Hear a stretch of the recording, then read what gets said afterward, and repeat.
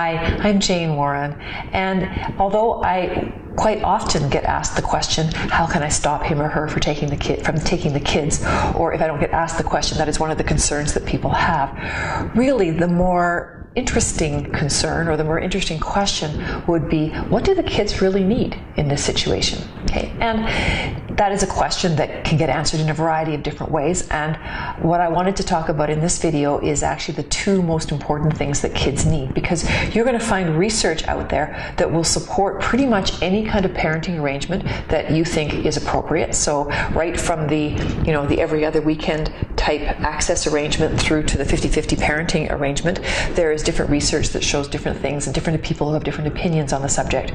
But the thing that almost every research paper that I'm aware of will agree on relative to what's good for the kids are two things.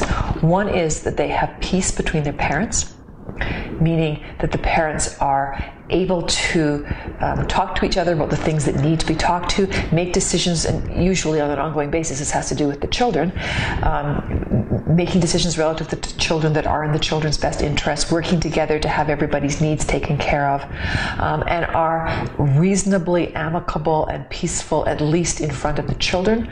There's no bad-mouthing of one partner by the other person.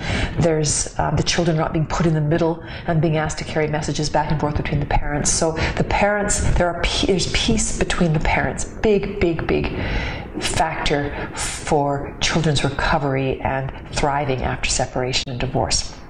And the second one is that the children have a dependable and reasonable relationship and access to both of their parents.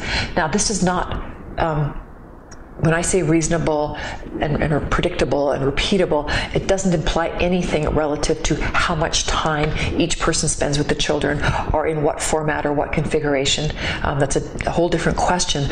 But that what they do have is the children know that both of their parents are in their life, both of their parents still love them, both of their parents are involved in them and care about them on a day-to-day basis, and that they get to see and spend time with both of their parents on a regular basis and a predictable basis. Doesn't mean it has to be like on a schedule that automatically repeats, because some people are in situations where, say, they're working shift work or they're working on a variable schedule, and the actual schedule of when each person is going to be with the children varies week to week. But the point is that the children know when it's going to happen, and that the majority of time when it's expected to happen, it does happen.